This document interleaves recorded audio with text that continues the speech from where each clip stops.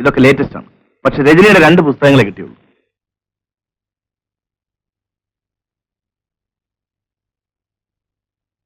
നന്ദിനിക്കുട്ടി ഇന്ന് പതിവില്ലാതെ സുന്ദരിയായിരിക്കുന്നല്ലോ. എന്താ കാര്യം? ഞാനൊരു കാര്യം പറഞ്ഞാൽ അത്ഭുതപ്പെടുമോ ഇല്ലയോ? കാര്യം പറയൂ. നമ്മുടെ അടുത്ത വീട്ടിൽ താമസിക്കാൻ വന്നിരിക്കുന്നത് ആരാണെന്നറിയാമോ?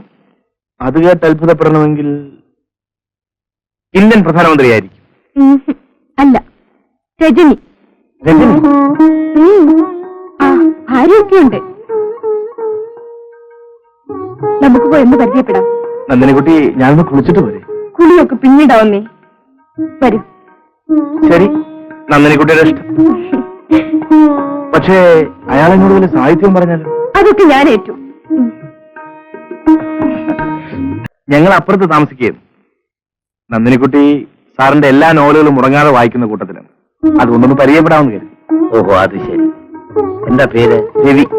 ചില്ലറ ബിസിനസ് ഒക്കെ നോക്കി കഴിയുകയാണ്. എനിക്ക് സാറിനെ നേരത്തെ അറിയാം. ഒരിക്കൽ എന്റെ കോളേജിൽ വന്നിട്ടുണ്ട്. അന്നിന്റെ ഓട്ടോഗ്രാഫിൽ ഒരിക്കലും എന്നെ പോലെ ആകാതിരിക്കാൻ എഴുതി തന്നു. സാറിന് ഓർമ്മയുണ്ടോ?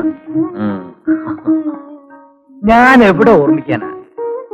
ഓട്ടോഗ്രാഫിൽ ഞാൻ എഴുതുന്നൊരു പതിവ് വാചകമാണത്. എന്റെ ഏതെല്ലാം പുസ്തകങ്ങൾ വായിച്ചിട്ടുണ്ട്? ഒട്ടുമിക്കതും. അടുത്തൊരെണ്ണം ഇറങ്ങി, ജാലകം എന്ന പേര്. അതും വായിച്ചു. പക്ഷെ അതിന്റെ അവസാനത്തോട് എനിക്കത്ര യോജിപ്പില്ല. പലരും അത് തന്നെ പറഞ്ഞു. എന്താണെന്നറിയില്ല. നായിക അവസാനം ആത്മഹത്യ ചെയ്യുമെന്നാണ് ഞാൻ കരുതിയത്. പക്ഷെ നീലാകാശിന്റെ അന്ത്യം ഉണ്ടല്ലോ, ഗംഭീരമായിരുന്നു. എന്റെ സ്വപ്നങ്ങൾ വായിച്ചിട്ടുണ്ടോ? അതിലെ രാഘവൻ നമ്പ്യാരാണ് എനിക്ക് ഏറ്റവും ഇഷ്ടപ്പെട്ട കഥാപാത്രം.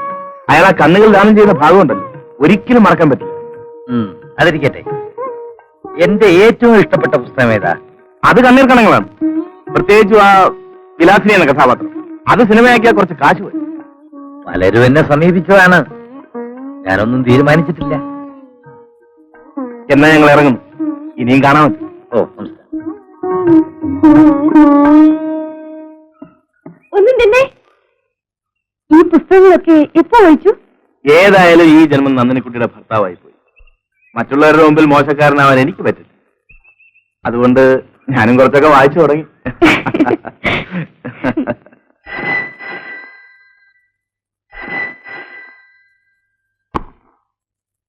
Hello, Ravi here. ഇന്ന് തന്നെ പുറപ്പെടണം. Hold on please. നന്ദിനിക്കുട്ടി, വേഗം റെഡി ആയിക്കൂ. ഒരു ട്രിപ്പിനുള്ള ചാൻസ് വന്നിട്ടുണ്ട്.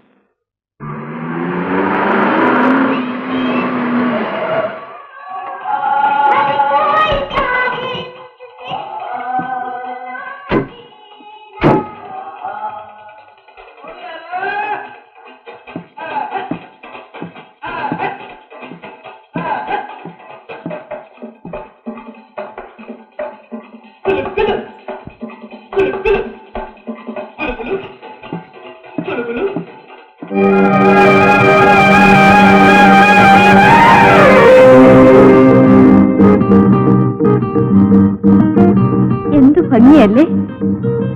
എനിക്ക് ഭംഗിയൊന്നും നോക്കിയിരിക്കാൻ സമയമില്ല. മണി 9 പിന്നെ നന്ദിനിക്കുട്ടി വിശ്രമിക്കാനായി ഈ റൂഫ് ഗാർഡൻ മുഴുവൻ അവർ വിട്ടു തന്നിരിക്കുക. ഞാൻ വൈകുന്നേരം 4 മണിക്കെത്താം. അതുവരെ നേരം കളയാൻ രജനി പുസ്തകങ്ങൾ കൊണ്ടുവന്നിട്ടുണ്ട്. പോട്ടെ.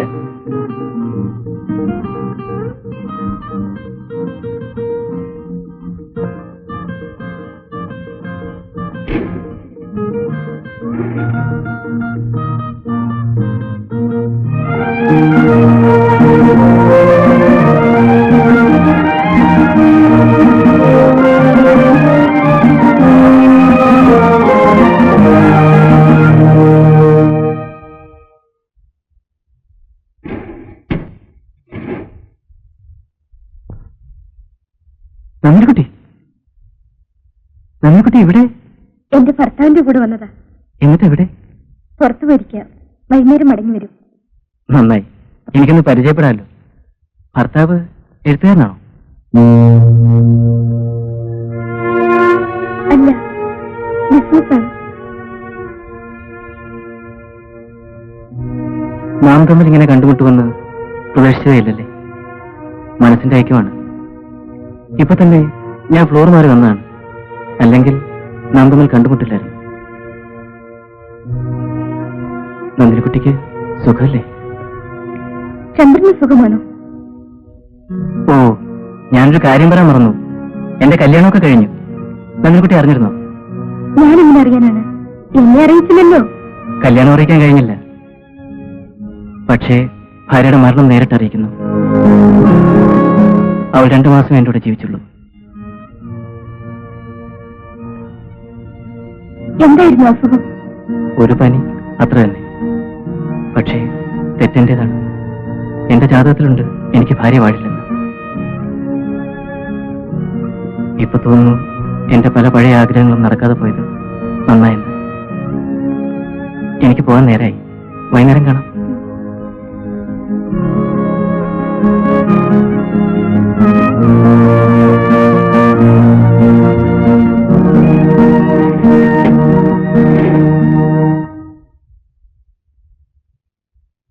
തെറ്റെന്റേതാണ്. എന്റെ ജാതകത്തിലുണ്ട് എനിക്ക് ഭാര്യ പാടില്ലെന്ന്. ഇപ്പൊ തോന്നുന്നു എന്റെ പല പഴയ ആഗ്രഹങ്ങളും നടക്കാതെ പോയത് നന്നായെന്ന്. എന്താ നന്ദിനിക്കുട്ടി ഉറങ്ങിയില്ലേ? ഉറക്കം വരുന്നില്ല. എന്നെ കെട്ടിപ്പിടിച്ച് കിടന്നോളൂ, ഉറങ്ങിക്കോളൂ.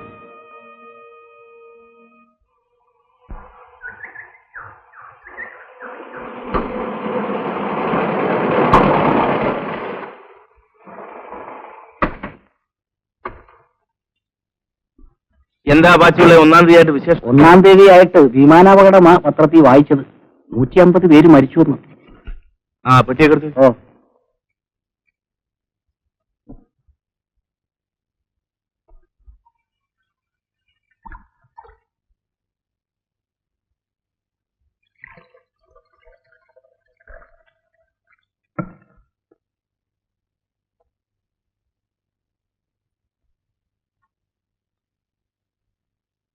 ചായ.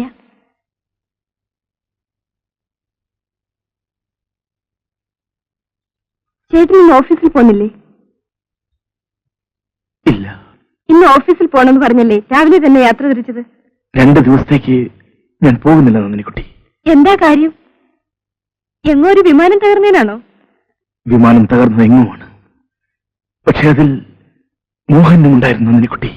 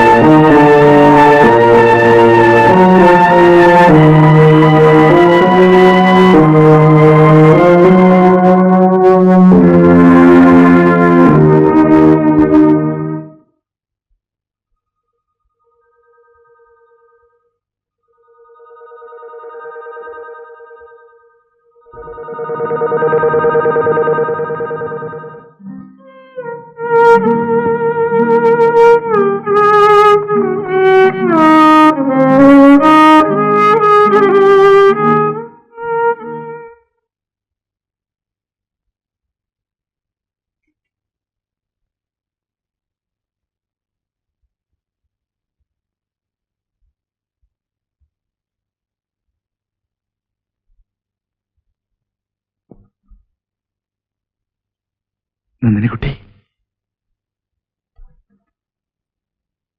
നന്ദിനിക്കുട്ടി,